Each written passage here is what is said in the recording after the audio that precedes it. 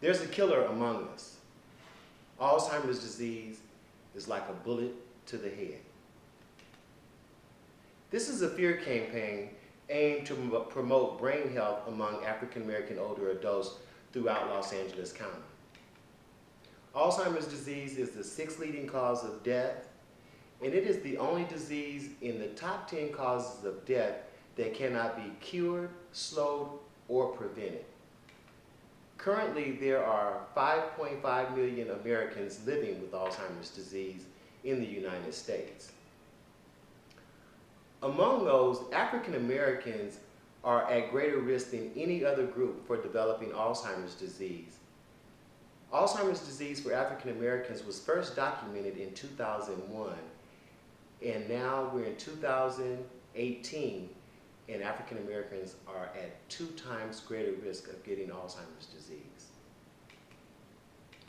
Some of the reasons for that is African Americans are less likely to have access to the health information that will allow them to understand the risk factors and actually know what they are, and then actually be able to read and interpret what those messages are. Then the fact that they don't have conversations with the doctor about some of the problems means that they rarely get diagnosed for the condition if in fact they do have Alzheimer's disease. They're also less likely to receive treatment, because if you're not having the conversation, well, then you're not going to be treated for the disease, and therefore there's this delay and this gap in actually receiving treatment for the disease. And then among African Americans, this disease tends to start at an earlier age, and so that's the reason why we're actually targeting people that are 40 and older in this actual fear campaign that we're focusing on here. And then the other interesting part about this disease for African Americans is that the symptoms, those severe symptoms that happen, they tend to be at a heightened level for African Americans, creating many more problems and many more visits to the doctors and things like that. And then, last but not least, African Americans normally are diagnosed at the later stages of the disease, and the reason why that's a problem is because many of them don't receive access to treatment and early planning and things like that, which tends to be the problem. So our goal with this fear campaign is to raise awareness so that people can be mindful of how important brain health is. And then we also want to promote this ideal of early detection matters. The earlier, the better. Getting screened early will lead to better outcomes later in life. And then we also want to promote resources and provide resources for people through a new website that we will design called Be Mindful, that will be an interactive website that will give people ideas about lifestyle changes, allow them to be able to make pledges and things like that. Our objective here is to actually increase brain health knowledge so that people have a better understanding of what their risks are. And then we also want to increase the number of people that are actually getting screened.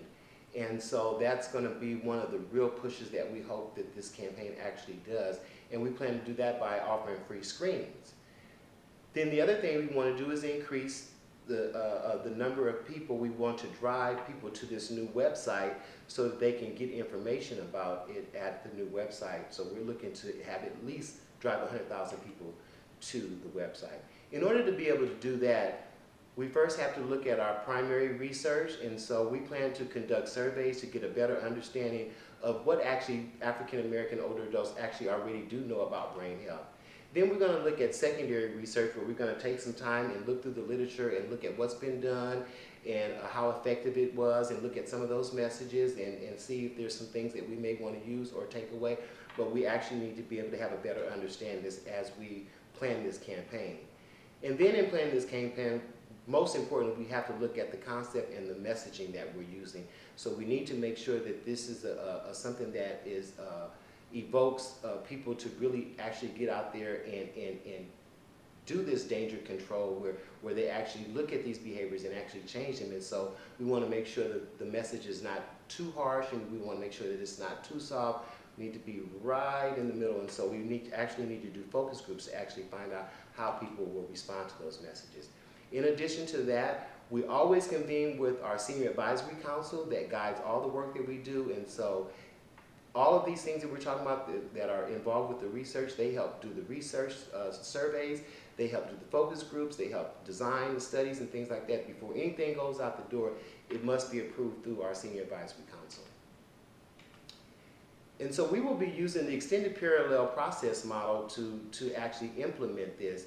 And so one of the things that the model says that we have to make sure that the information that we provide is so severe that it actually evokes change. And so we're looking at Alzheimer's disease as like a bullet to the head. And then we have to look at susceptibility to the information and you know, just having African Americans understand that having these chronic health conditions such as diabetes, high blood pressure and things like that put you at greater risk for Alzheimer's disease.